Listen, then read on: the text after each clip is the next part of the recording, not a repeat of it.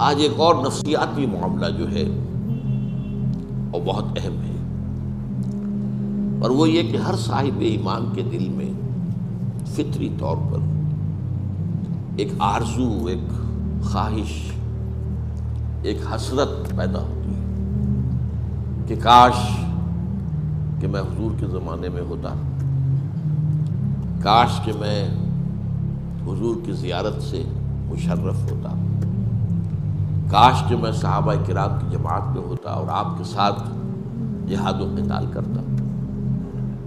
میں سمجھتا ہوں کہ کسی صاحب ایمان کا سینہ اس آرزو سے خالی نہیں ہونا چاہیے۔ اگر خالی ہے تو اس کا مطلب یہ ہے کہ پھر اس کے دل میں وہ قدر و قیمت نہیں ہے حضور کی صحبت کی، حضور کی معیت کی، حضور کے ساتھ جن لوگوں نے مل کر جہاد و قتال کیا۔ لیکن یہ کہ میں اس سلسلے میں پہلے تو ایک وارننگ، ایک تنبیہ دینا چاہتا ہوں کہ ہمیں یہ سوچنا چاہیے کہ ہم کچھ نہیں کہہ سکتے کہ ہم اس دور میں ہوتے تو کہاں کھڑے ہوتے۔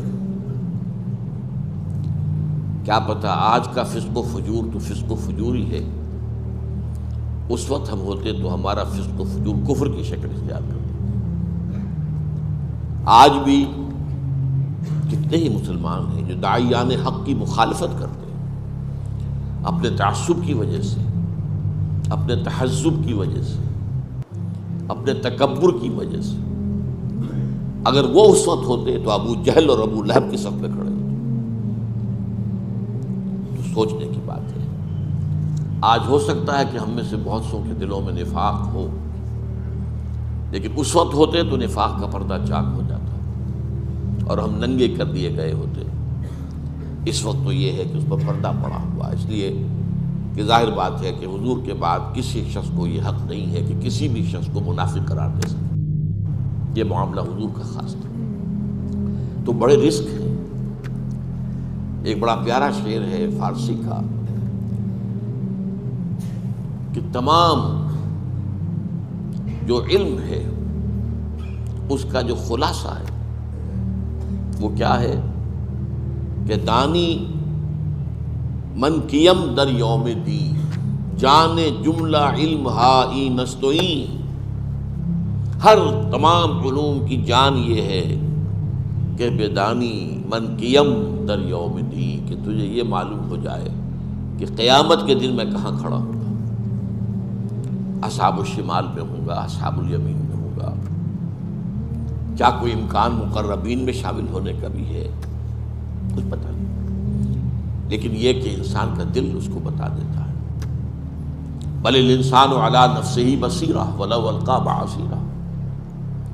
انسان کا دل اسے بتا دیتا ہے کہ میں کہاں کھڑا ہوں، لیکن بہرحال ہم کسی پر کوئی حکم نہیں لگا سکتے۔ تو پہلی تو یہ تنبیہ کہ یہ چیز جہاں اس کا وہ مثبت پہلو ہے، ہماری محبت کا تقاضا اور حضور کے شرف صحبت کا قدر و قیمت کا اندازہ، تو وہ ٹھیک ہے اپنی جگہ پر، لیکن ساتھ ہی اس کے ساتھ یہ وارننگ بھی رہنی چاہیے کہ ہم یہ سوچیں کہ ہم اس وقت ہوتے تو کہاں کھڑے ہوتے، کس صف میں ہوتے۔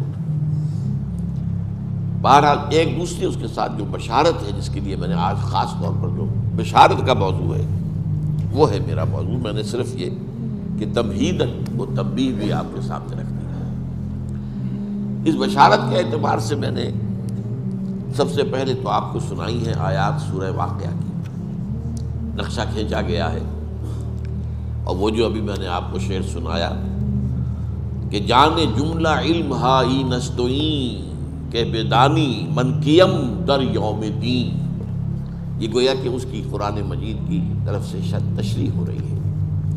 اذا وقعت الواقعہ، جب ہو پڑے گی وہ ہو پڑنے والی یعنی قیامت، لیس لوقعتہا کاذبہ، اس کے وقوع پذیر ہونے میں نہ ابھی کوئی شک اور جھوٹ ہے، نہ اس وقت کوئی شک اور جھوٹ رہے گا۔ اس وقت تو کھل جائے گی بات، کون انکار کرے گا پھر، ابھی تو انکار کرنے والے ہیں۔ خافضۃ الرافعہ، اور وہ جو ہوگی وہ کچھ پست کرنے والی بھی ہوگی، اٹھانے والی بھی ہوگی۔ کچھ لوگوں کو پستی میں دھکیل دے گی وہ قیامت، اور کچھ لوگوں کو بلندیوں پر فائز کر دے گی۔ کچھ ہوں گے ظاہر بات ہے انبیاء، رسل، صدیقین، شہداء، صالحین، وہ رافعہ ہوگی قیامت ان کے لیے، ان کے درجات کو، بلندی کو ظاہر کرنے والی ہو، ان کا مقام و مرتبہ اس وقت منکشف ہو جائے. اور خافضہ فساق و فجار، کفار، منافقین، مشرکین کو گرا دینے والی ہو. اب اس کے بارے میں فرمایا اذا رجت الارض رجا، جس دن زمین کپ کپا دی جائے گی جیسے کہ کپ کپایا جاتا ہے. وبست الجبال بسا، اور پہاڑ ریزہ ریزہ کر دیے جائیں گے توڑ پھوڑ کر. فکانت ہباء منبثا، اور وہ ہو جائیں گے غبار، منتشر غبار، پھیلا ہوا غبار. یہ پہاڑ، یہ چٹانیں غبار کی صورت ہو جائیں گی. وکنتم ازواجا ثلاثا، اور تم 3 گروہوں میں تقسیم ہو جاؤ گے. یہ ہے اصل جس کے لیے کہ میں نے یہ آیات آج پڑھی. وہ ازواج ثلاثہ کیا ہے؟ فاصحاب المیمنۃ ما اصحاب المیمنہ، تو ایک تو ہوں گے داہنے والے یا برکتوں والے. یمن کے معنی برکت بھی ہے. برکت، یہ دایاں ہاتھ جو ہے یمین اس حوالے سے کہتے ہیں، اچھے کاموں کے لیے اس کو وقت کرتا ہے. تو وہ کچھ تو ہوں گے داہنے والے، اور کیا شان ہوگی ان کی داہنے والوں کی. واصحاب المشأمۃ ما اصحاب المشأمہ، اور کچھ ہوں گے بدبختی والے، اور کیا برا حال ہوگا ان بدبختی والوں کا. والسابقون السابقون، اور ہوں گے سبقت کر لے جانے والے، آگے بڑھ جانے والے، جو کہ یقیناً آگے بڑھ جانے والے ہوں گے. اولئک المقربون، وہ ہوں گے مقربین بارگاہ رب، فی جنات النعیم، وہ نعمتوں والی جنتوں میں ہوں گے. ثلۃ من الاولین وقلیل من الآخرین، وہ پہلوں میں سے تو بڑی کثیر تعداد میں ہوں گے، پچھلوں میں کم تعداد میں ہوں گے. اس کے بعد لمبی بات ہے. اصحاب المیمنہ کے بارے میں فرمایا گیا، اصحاب الیمین بھی انہیں کہا گیا آگے چل کر. ثلۃ من الاولین وثلۃ من الآخرین، وہ جو دوسرے درجے کے لوگ ہوں گے وہ پہلوں میں بھی کثیر ہوں گے، بعد والوں میں بھی کثیر ہوں گے. یہی بات سورہ رحمان میں ایک اور انداز میں آئی ہے، اور اکثر لوگوں نے اسے اس انداز میں سمجھا نہیں. ترتیب مختلف ہے. اس سورہ مبارکہ کے اور سورہ رحمان کے مضامین کی ترتیب کے بارے میں میں نے جب درس دیا ان صورتوں کا تفصیلی، تو میں نے بیان کیا ہے کہ ان کی ترتیب ایک مرر امیج کی طرح ہے. مرر امیج، آپ جب کھڑے ہوں گے آئینے کے سامنے، آپ کا بایاں ہاتھ وہاں دایاں نظر آ رہا ہوگا اور دانا وہاں بایاں نظر آئے گا. اس کو مرر امیج کہتے ہیں. آج کل مکان بنائے جاتے ہیں ڈپلیکس، 2 مکان ہیں بالکل ایک جیسے، دونوں کو سروں کے اوپر گیراج، پھر یہ کہ دونوں کے کچھ برآمدے، پھر دونوں کے ڈرائنگ روم، وہ آپس میں جڑے ہوئے. تو یہ مرر امیج ہے. اگر ان کو یوں لا کر اگر جوڑا جا سکے تو وہ ایک دوسرے کے ساتھ کانگروئنٹ ہوں گے.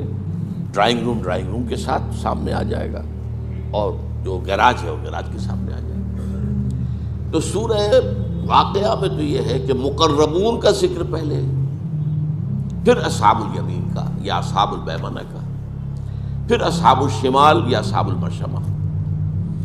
سورہ رحمان میں جو اس سے پہلے ہے، بالکل جوڑا ہے یہ آپس میں. پہلے ذکر ہے جہنمیوں کا، اصحاب الشمال کا، پھر ذکر ہے اصحاب الیمین کا. وَلِمَنْ خَافَ مَقَامَ رَبِّهِ جَنَّتَانِ، اور ان لوگوں کے لیے کہ جو اپنے رب کے ساتھ سے خوف، عذاب سے ڈرتے رہے، سزا سے ڈرتے رہے، محاسبے کا خوف اپنے دل میں رکھا، ان کے لیے 2 جنتیں ہوں گی. اور یہ بھی میں نے دیکھا ہے، میرے علم کی حد تک بہت سے لوگ اس کے سے بحث ہی نہیں کرتے. اور اس کے بعد آگے چل کر وَمِن دُونِهِمَا جَنَّتَانِ، اور ان کے علاوہ بھی 2 جنتیں ہوں گی. پہلی 2 جنتیں اصحاب الیمین کی ہیں، اور اس کے بعد کی 2 جنتیں یہ مقربین کی ہیں. تو اس طریقے سے مرر امیج بن جاتا ہے ایک دوسرے کا. اور دو جنتیں کیوں ہیں؟ میرے نزدیک اس کی تعبیر یہ ہے کہ چونکہ جن اور انس دونوں سے خطاب صرف اس سورہ مبارکہ میں برابر ہے، پیرلل، تو ظاہر بات ہے کہ ایک جنت ہوگی جو انسانوں کے لیے ہوگی، اور ایک جنت اصحاب الیمین جو ہے وہ جنات میں سے ہوگی۔ ان دونوں کے مزاج علیحدہ، اللہ نے ان کی تخلیق علیحدہ کی ہے، ان کی مسرتیں بھی ایک دوسرے سے مختلف ہوگی، ان کے لیے لذتیں بھی ایک دوسرے سے کچھ مختلف ہوگی، لہذا ایک جنت اصحاب الیمین من الناس من بنی آدم، دوسری جنت اصحاب الیمین من الجن، اور پھر جو اس کے آگے کی جنت ہے مقربین، جو جنات میں سے دو ہیں وہ بھی، وَمِن دُونِهُمَا جَنَّتَانِ، اور دوسری مقربین جو جنات میں سے ہو وہ انسانوں میں سے۔ بہرحال اب آئیے اس کے بارے میں کچھ احادیث آپ کو سنانا چاہتا ہوں۔ اگرچہ اصولی قاعدہ یہی رہے گا، یہ میں نے کئی مرتبہ بات بیان کی ہے، آج پھر ایک حدیث کے ذہن میں آ جائے گی، مثلا جہاد کے بارے میں۔ جہاد کی میں نے جب 3 یا 9 منزلیں بیان کی آپ کے سامنے، جہاد فی سبیل اللہ، تو بلند ترین منزل تو 9 ہے، اہم ترین منزل پہلی ہے، اسی لیے کہا گیا ای الجہاد افضل یا رسول اللہ، سب سے افضل جہاد کون سا ہے؟ فرمایا ان تجاہد نفسک فی طاعت اللہ، اپنے نفس کے اور نفس امارہ کے خلاف جہاد کرو، اسے اللہ کا مطیع بناؤ، یہ ہے سب سے افضل جہاد، سب سے یوں سمجھیے کہ اہم جہاد۔ یہ جہاد ہوگا تو اگلے کی باری آئے گی نا، پہلی منزل ہوگی تو دوسری بنے گی، دوسری ہوگی تو تیسری بنے گی، لیکن بلند تو تیسری منزل ہے، اور بلند ترین منزل جو ہے وہ قتال فی سبیل اللہ، جو محبوبیت خداوندی کا مقام ہے۔ ان اللہ یحب الذین یقاتلون فی سبیلہ صفا کانہم بنیان مرصوص، اہم ترین، افضل ترین، اور ایک ہے بلند ترین۔ اسی طریقے سے ایک عام قاعدے کی روح سے تو ظاہر بات ہے کہ جو رتبہ صحابہ کا ہے، ظاہر بات ہے بعد میں کسی کے لیے نہیں ہے۔ اس امت کا بڑے سے بڑا ولی، بڑے سے بڑا جو بھی ہمارے ہاں صوفیاء ہوں یا اولیاء اللہ ہوں، جو بھی ہوں، وہ ادنا سے ادنا صحابی سے بھی کم تر ہے درجے میں۔ یہ بات اہل سنت کے ہاں متفق علیہ، اس میں کسی شک و شبہ کی گنجائش نہیں۔ ہاں ہمارے کچھ جو ہلاک کے اندر پہ جب وہ نعت پر آتے ہیں تو حضور کو اللہ سے اوپر لے جاتے ہیں، اور جب اپنے اولیاء اللہ کی، اپنے ممدوحین کی مدح پر آتے ہیں تو انہیں انبیاء سے بھی اوپر لے جاتے ہیں۔ ہمارے ہاں اہل تشیع اپنے ائمہ معصومین کو انبیاء اور رسول سے اوپر مانتے ہیں۔ میں نہیں کہہ سکتا، ہو سکتا ہے کہ علامہ خمینی نے، آیت اللہ خمینی نے بعد میں اپنی رائے بدل لی ہو سکتا ہے، لیکن ان کی کتاب جو ہے مشہور، اس میں تو صاف لکھا ہوا ہے، وہ چھپی بھی تھی ایک زمانے میں، مولانا محمد منظور نعمانی صاحب نے کتاب شائع کی تھی، اس کے اندر اس کا وہ اقتباس موجود تھا۔ جو مقام اور مرتبہ ہمارے ائمہ معصومین کا ہے، اس تک نہ ملائکۃ المقربین میں سے کسی کی رسائی ہے، نہ انبیاء مرسلین میں سے کسی کی رسائی۔ یہ تو جہالت ہے، خالص جہالت ہے۔ تو درجات تو یہی رہیں گے، انبیاء ہیں، پھر صدیقین ہیں، پھر شہداء ہیں، پھر صالحین، اور اسی طریقے سے صحابہ ہیں، پھر تابعین ہیں، پھر تبع تابعین ہیں، درجات بھی یہی رہیں گے، ایک درجے میں تو عمومی طور پر بھی ہے۔ لیکن یہ کہ اجر و ثواب کے اعتبار سے، اور ایک خاص حدیث میں آئے گا، ابھی ہم پڑھیں گے، بعض پہلوؤں سے ہو سکتا ہے بعض والوں کے لیے بہت اونچے مراتب، بہت بلند مراتب، اور یہ اس لیے ان کو واضح کرنا ضروری ہے کہ یہ نہ سمجھیے کہ دروازے بند ہو گئے، گیٹس آر اوپن، آؤ آگے بڑھو۔ میں نے میٹرک میں نظم پڑھی تھی، بڑی پیاری نظم، چیریٹیز، انگریزی کے ہمارے نصاب میں تھی وہ، charities that soothe and heal and bless are scattered over the feet of men like flowers۔ لمبی نظم ہے یہ، لیکن اس کے آخر میں یہ جو نیکیاں ہیں، یہ میں آیت البر کے درس میں اس اشعار جو ہے انگریزی کے کوٹ بھی کیا کرتا ہوں کہ یہ جو ہے یہ تو انسانوں کے قدموں میں پڑی ہوئی، جو چاہے اٹھا لے۔ پھول کھلے ہیں گلشن گلشن، لیکن اپنا اپنا دامن جو چاہو آپ پھول چن لو۔ No mystery is here, no special moon for the high and not for the low. The smoke ascends as high from the heart of a humble cottage as from that of a haughty palace۔ یہاں اللہ تعالیٰ کی طرف سے یہ نہیں ہے کہ کسی کو اونچائی کا مرتبہ بس الرٹ کر دیا گیا اور دوسرا جو ہے محروم کر دیا گیا، نہیں، بڑی پیاری تشبیہ دی ہے۔ دھواں بالکل برابر اٹھتا ہے اوپر، چاہے جھونپڑی کا چولہا اس سے بھی، اور کسی محل کے کچن کا جو ہے ہاٹی پیلس جو ہے، اگر اس کے کچن سے بھی دھواں اٹھے گا وہ بھی اسی طرح اوپر جائے گا۔ اس اعتبار سے مقامات بلند بند نہیں ہے، لیکن یہ اپنی اپنی ہمت ہے، اپنا اپنا فیصلہ ہے، اپنی اپنی ترجیحات ہیں۔ کیا تعین کیا آپ نے؟ بل تؤثرون الحیات الدنیا والآخرۃ خیر وابقیٰ، یہ تو تم ہو جنہوں نے دنیا کی زندگی کو ترجیح دی ہے۔ ہر شخص جائزہ لے، میں کس چیز کو ترجیح دے رہا ہوں؟ دنیا کی زندگی کو ترجیح دی ہے یا آخرت کی زندگی؟ اور اس کو اگر دیکھنا ہو، لٹمس ٹیسٹ کیا ہے؟ لٹمس ٹیسٹ آپ اولاد میں دیکھیے کہ آپ ان کو کس طور پر تربیت دے رہے ہیں۔ کیا بنانا چاہتے ہیں اولاد کو؟ سی ایس پی آفیسر بنانا چاہتے ہیں، کچھ اور بنانا چاہتے ہیں، سی اے کرانا چاہتے ہیں، یا آپ اسے دین کا خادم بنانا چاہتے ہیں، دین کا علم دینا چاہتے ہیں؟ اسی سے آپ کی پرائرٹیز تو معین ہو گئی، معلوم ہو گیا، لٹمس ٹیسٹ ہے، ہر شخص جائزہ لے لے۔ اس حوالے سے تو تب بشارت کیا ہے کہ اونچے مقامات اور اونچے درجات بند نہیں ہو گئے، کھلے ہوئے اپنی اپنی ہمت کے مطابق۔ جیسے کہتے ہیں جتنا گڑ ڈالیں گے اتنا میٹھا ہوگا، جتنی محنت کریں گے۔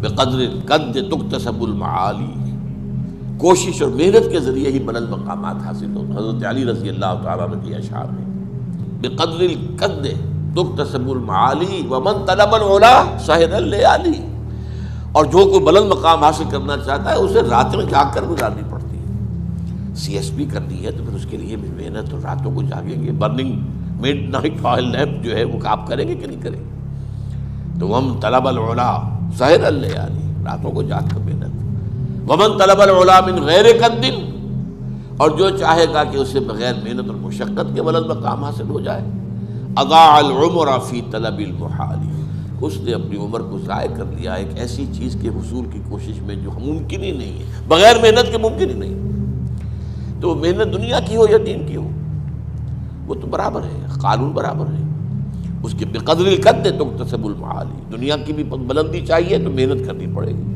اور دین کی بلندی چاہیے، آخرت کی بلندی چاہیے تو بھی محنت کرنی پڑے گی۔ لیکن بشارت جو ہے وہ کیا ہے کہ دروازے بند نہیں ہیں۔ یوں نہ سمجھو کہ وہ بلند مقامات جو ہیں وہ تو بس اب بند ہو گئے، اب اس تک ہماری رسائی نہیں۔ اب اس کے لیے میں احادیث آپ کو سنا رہا ہوں۔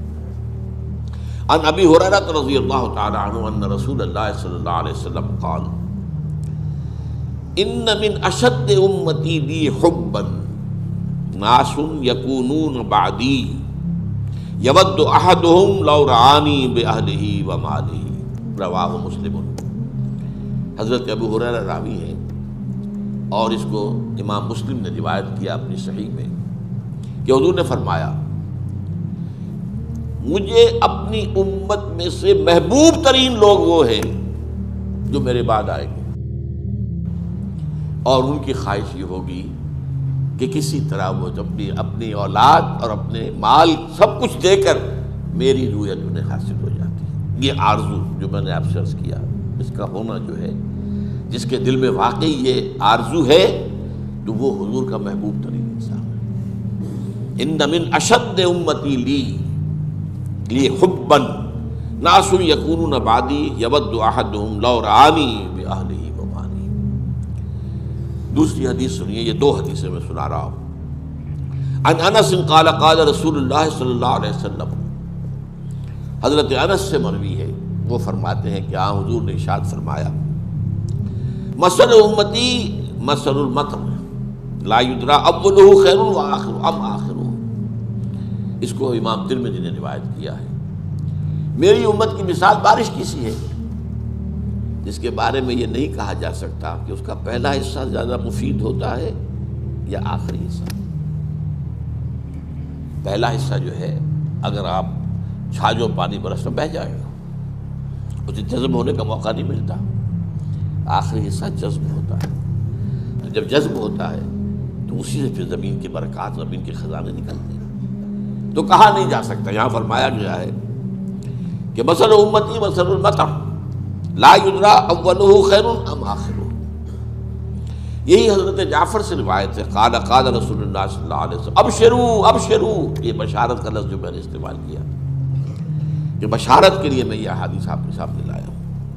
انما مثل امتی کا مثل الغیث، وہاں مطر تھا، یہاں غیث ہے، اور یہاں ابشروا کا اضافہ ہے، بشارت حاصل کرو، بشارت حاصل کرو، اس لیے کہ میری امت کی مثال بارش کی سی ہے، لا یدری آخرہ خیر ام اولہ، نہیں کہا جا سکتا کہ اس کا آخری حصہ بہتر ہوتا ہے یا پہلا حصہ۔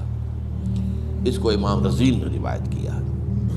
اب سنیے وہ حدیث جو میں نے بہت مرتبہ پہلے بھی سنائی ہے، اور اس میں وہ افضل اور اعلیٰ، افضل الجہاد اور سب سے اعلیٰ جہاد، اسی طرح افضل ایمان اور اعجب ایمان۔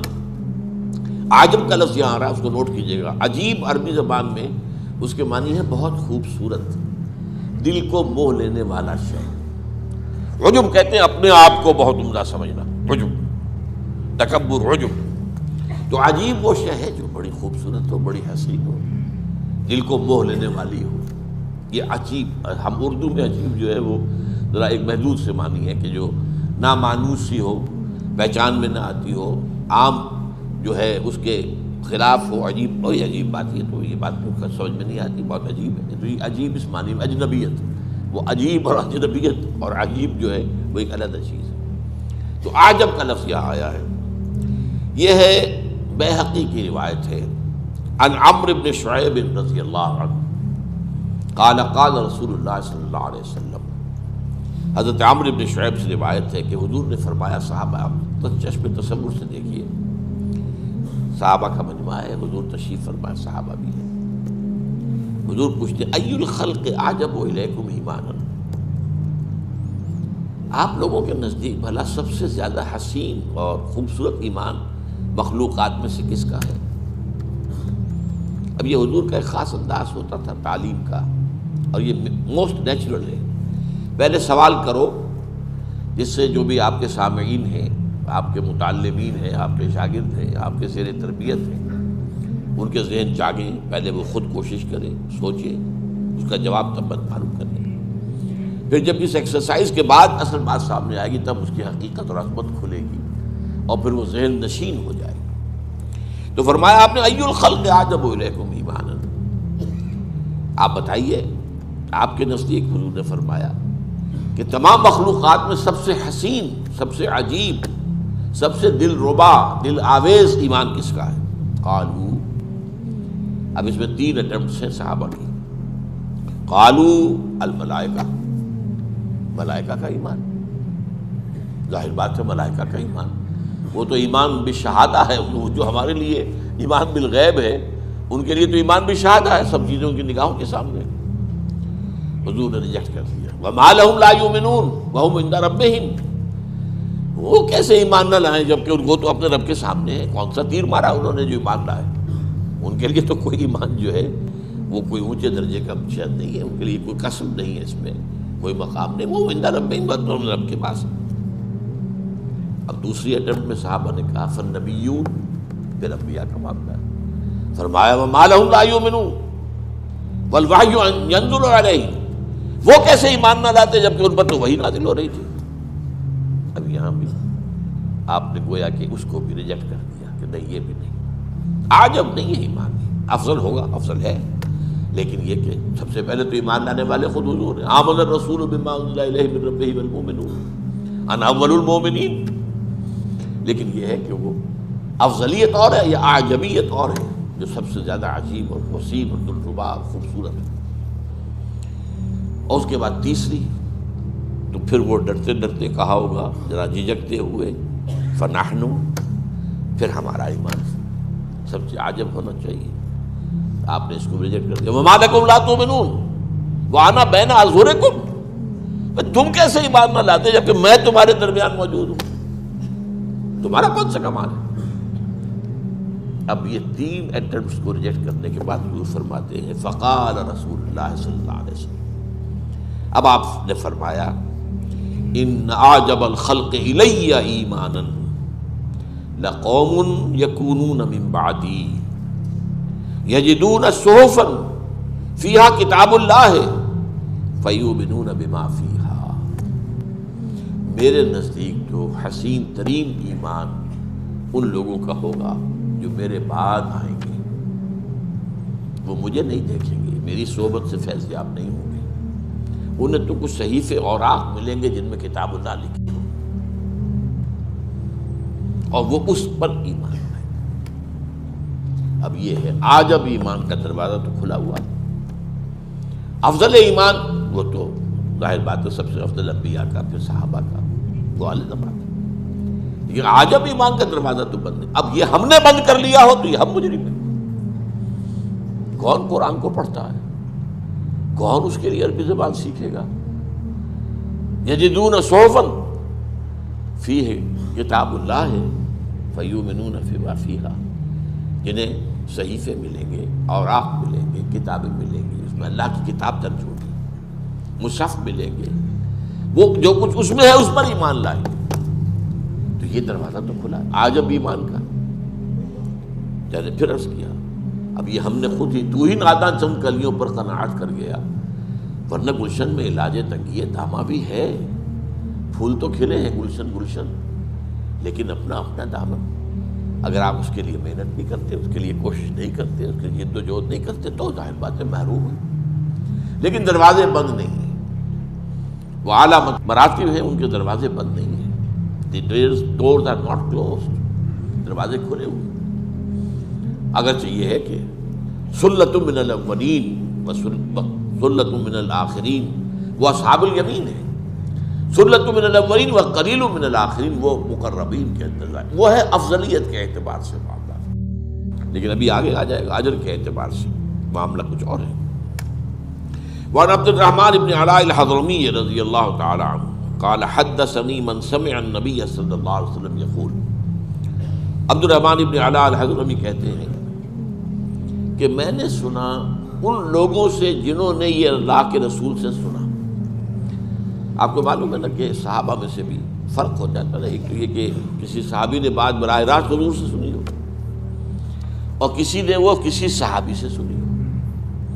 اب ظاہر بات ہے حدیث جبرائیل جس پر ہم نے کئی تمہیں جس پر تو جو لوگ اس مجمع میں موجود تھے وہ ہے کہ جنہوں نے وہ سارا واقعہ اپنی آنکھوں سے دیکھا، لیکن سارے صحابہ تو نہیں تھے اس وقت مجمع میں، تو بہت سے لوگوں کو ان صحابہ کے ذریعے سے وہ بات پہنچی کہ جو اس مجمع میں موجود تھے۔ تو حدثنی من سمع النبی صلی اللہ علیہ وسلم یقول، مجھے بتایا ہے یہ انہوں نے جنہوں نے خود سنا ہے اللہ کے رسول صلی اللہ علیہ وسلم کو فرماتے ہوئے، انہ سیکون فی الآخر ھذہ الامۃ قوم، میری اس امت کے آخری حصے میں ایک ایسے لوگ بھی ہوں گے، لہم مثل اجر اولہم، جن کے لیے اجر ہوگا ان کے پہلوں کے مانند۔ اجر کا معاملہ جو ہے، اجر میں یہ ہے کہ وہاں حضور صلی اللہ علیہ وسلم جیسے کہ کہا وَمَا لَكُمْ أَلَّا تُؤْمِنُوا وَأَنَا بَيْنَ أَظْهُرِكُمْ، انہیں جو مواقع حاصل تھے بعد والوں کو وہ مواقع تو حاصل نہیں تھے، انہیں تو حضور کا چہرہ مبارک جو ہے وہ خود ایک ایمان کی شعائیں جو ہے اس سے نکل رہی تھی، وہ تو اس سے تو ہم فیضیاب نہیں ہیں۔ لیکن اجر میں ہماری جو لیمیٹیشنز ہیں، ہمارے پاس جو بھی کمی ہے اب اس کی تلافی ہو جائے گی۔ اس میں جو سخت حالات میں کام کرے گا نیک، اس کا اجر بہت بڑھ جائے گا، اس کے مقابلے میں جو موافق حالات میں اتنا ہی کام کرے گا۔ کام کی نیکی کی مقدار ایک ہے، لیکن ایک ایسے ماحول میں کی گئی ہے جو موافق ماحول ہے، اس میں اس کا اجر کم ہو جائے گا، اس لیے کہ اس میں تو ماحول کا حصہ بھی شامل ہو گیا نا۔ اور ایک وہی نیکی اسی درجے کی ایسے ماحول میں کی جائے جو مخالف ماحول ہے، غیر موافق ہے، تو اس کا درجہ جو ہے یقیناً اس کا وزن جو ہے اللہ کی میزان میں بہت زیادہ ہو جائے گا۔ اب یہ ناموافق ترین حالات ہیں جو ہمیں میسر ہیں، ناموافق ترین حالات۔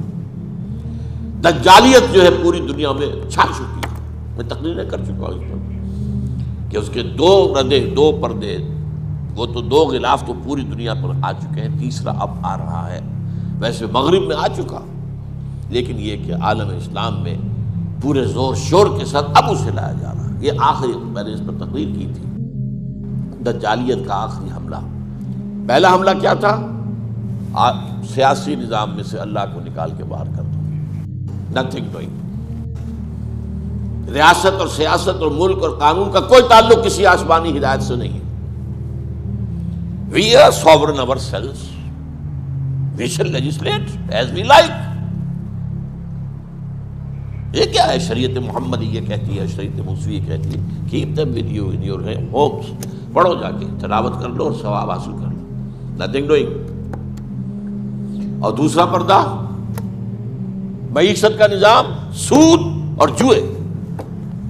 پوری اسٹاک ایکسچینج جوئے کا سب سے بڑا مرکز، اور سود اور بینکنگ جو ہے، ای بنوک ای فکر چالاک یہود نور حق السینہ آدم ربود. یہ بینکوں کا نظام جو عیار ذہن جو ہے یہودیوں کا، اس کی پیداوار ہے. یہ یہودیوں کی ایجاد ہے بینکنگ کا نظام، اور زیادہ پرانا نہیں ہے، کوئی 300 برس پرانا ہے. ای بنوک ای فکر چالاک یہود نور حق السینہ آدم ربود. اللہ نے جو نور روح کی شکل میں نور ہمارے اندر پھر پھونکا تھا، اس کو نکل باہر کیا. اب نرا حیوان بن گیا انسان. تا تہو بالا نہ گردہ دی نظام. اقبال کیا کہہ رہا ہے؟ جب تک یہ بینکنگ کا نظام تہو بالا نہیں ہوتا، جب تک یہ ملیا میٹ نہیں ہوتا، دانش و تہذیب و دین سودائے خام. کہاں کی دانش، کہاں کی تہذیب، کہاں کا دین؟ اس کے بغیر تو سوال ہی بدل. تیسرا جو چادر چڑھ رہی ہے، مغرب پر چڑھ چکی، بے حیائی، بے شرمی، عریانی، فحاشی، زنا، ہومو سیکسولیٹی، یہاں تک کہ ہومو سیکسول میریجز. شرم حیا کا پردہ ختم. یہ ابھی کچھ عالم اسلام میں ہے. Institution of family finished, destroyed. ابھی اسلام میں ہے، ابھی عالم اسلام میں ہے. اور اس کے لیے جو مہم ہو رہی ہے، جو اربوں ڈالر خرچ ہو رہے ہیں، ان کا آپ کو اندازہ نہیں ہے. کتنے NGOs اس کے لیے لگی ہوئی ہیں، اور کہاں سے انہیں فیڈ ہوتا ہے، کہاں سے پیسے آتے ہیں. اس کے لیے عالمی کانفرنس ہوئی، پہلے ہوئی کائرو میں ویمن کانفرنس. ویمن لب، عورتوں کو آزاد کرا رہا ہے، عورتوں کو آزاد کر. یہ کیا گھر کے اندر باندھ دیا اور شادی کے بندھن میں بندھ گئی تو بندھ گئی؟ نہیں. اس کے بعد پھر ایشیا کا دوسرا کنارہ، کائرو کو آپ کہہ سکتے ہیں اگرچہ وہ افریقہ کا شہر ہے، لیکن وہ گیٹ وے ہے to middle east, gateway to the Arab countries. کیونکہ عالم عرب میں علمی، تعلیمی، ثقافتی اعتبار سے اس کا امام جو ہے مصر ہے. ثقافتی اعتبار سے، ہر اعتبار سے اس میں امام مصر. پھر چین کی طرف سے بیجنگ، اور پھر بیجنگ +5 کانفرنس، اور وہ یونائٹڈ نیشنز کی اسمبلی کے تحت.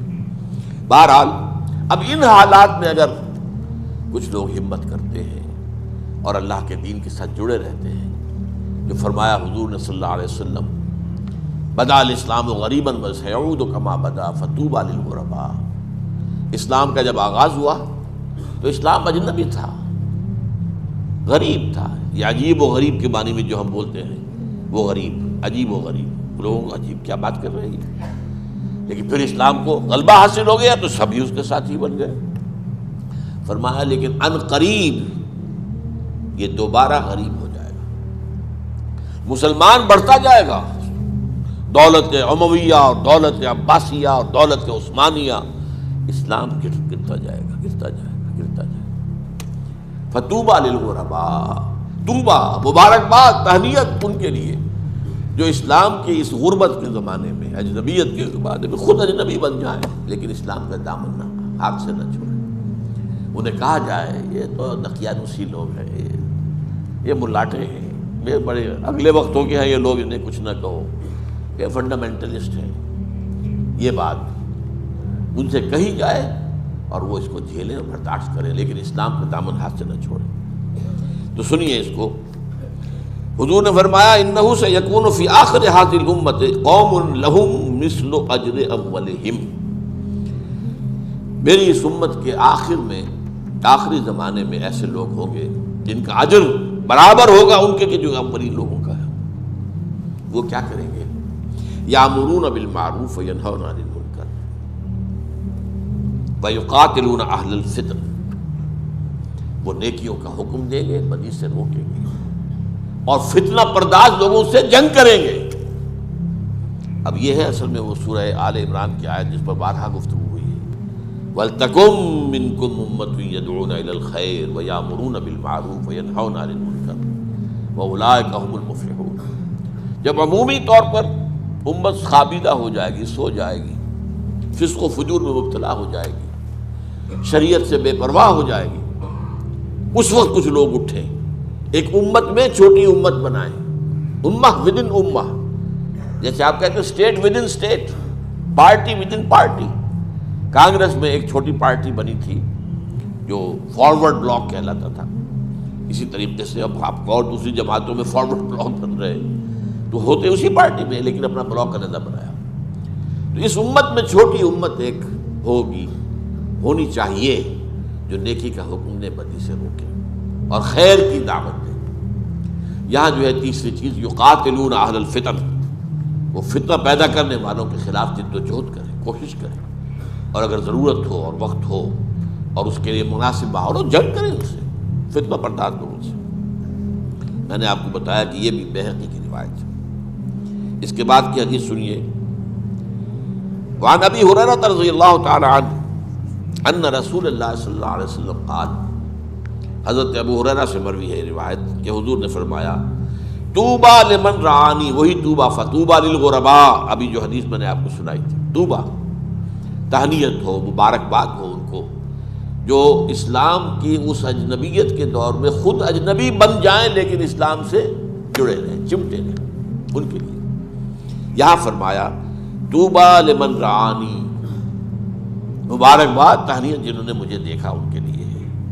وطوبیٰ 7 مرات لمن لم یرانی وآمن بی، اور 7 مرتبہ تہنیت ہے اس کے لیے جس نے مجھے دیکھا نہیں لیکن مجھ پر ایمان لایا۔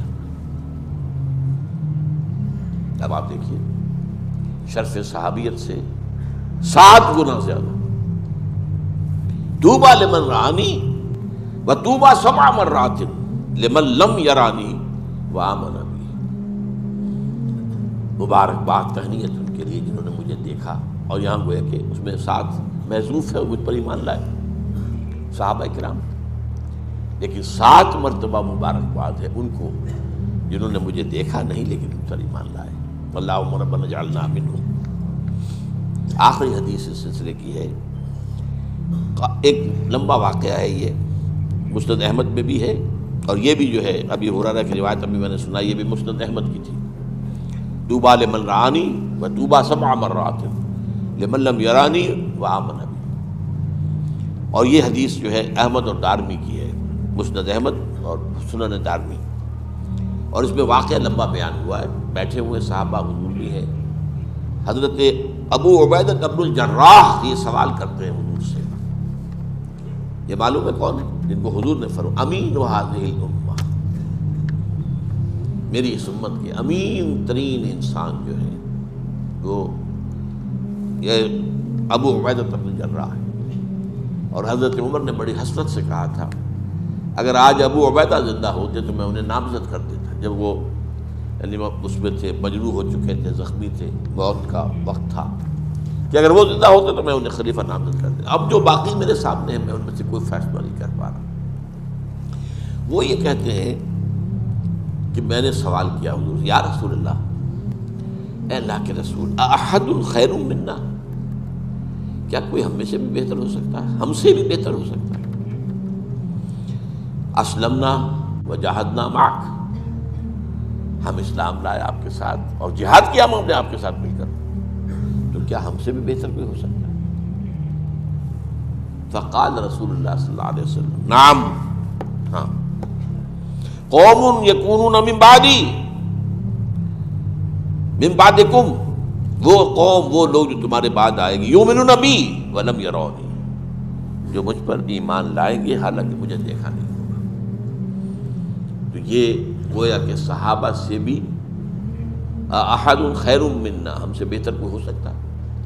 یہ تمام چیزیں ذہن میں رکھیے اس وضاحت کے ساتھ کہ ایک ہے کسی چیز کا افضل ہونا، ایک ہے کسی چیز کا حسین تر ہونا، وہ درجہ اجر کے اندر بڑھ جانا، یہ اور بالکل دونوں چیزیں علیحدہ، گڑبڑ نہ کریں۔ یہ نہ سمجھے کہ ہم افضل ہو جائیں گے، نہیں، افضل تو صحابہ ہی ہیں، ان کے مقام کو کوئی نہیں پہنچ سکتا، لیکن یہ ہو سکتا ہے کہ ہم ان حالات کے اندر، ان ناموافق حالات میں، دجالیت کے اس غلبے کے دور میں اگر اسلام کے ساتھ چمٹے رہیں، نہ صرف چمٹے رہیں بلکہ فتنوں کا مقابلہ کریں، اس کے خلاف جد و جہد کریں، اس کے لیے امر بالمعروف نہی عن المنکر، اس کے لیے اقامت دین کی جد و جہد، اس کے لیے تن من دھن کا لگانا تاکہ اللہ کا دین قائم ہو، اگر یہ کریں گے تو اس اجر میں ہو سکتا ہے کہ صحابہ سے بھی آگے بڑھ جائیں، اللہ کی نگاہ میں ان کے کا وزن جو ہے وہ اور زیادہ ہو جائے، یہ وہ دوسری بات ہے، بالکل افضلیت جو ہے وہ بالکل دوسری بات ہے۔ تو یہ ہے بشارتیں، ابشرو ابشرو، بشارت میں حاصل کرو، یہ مقامات بلند جو ہے یہ بند نہیں ہوئے ہیں، یہ مقامات کھلے ہوئے ہیں۔ Smoke ascends as high from the heart of a humble cottage as from that of a haughty palace۔ دھواں جو ہے برابر اوپر اٹھتا ہے، چاہے وہ ایک جھونپڑی والے کے چولہے سے اٹھ رہا ہو اور چاہے وہ کسی بڑے زبردست محل کے کچن سے اٹھ رہا ہو۔ تو نیکی کے لیے، اس کے لیے آگے سے آگے جانے کے دروازے کھلے ہوئے ہیں۔ اللہ تعالی ہمیں ان مواقع سے بھرپور طور پر فائدہ اٹھانے کی توفیق عطا فرمائے۔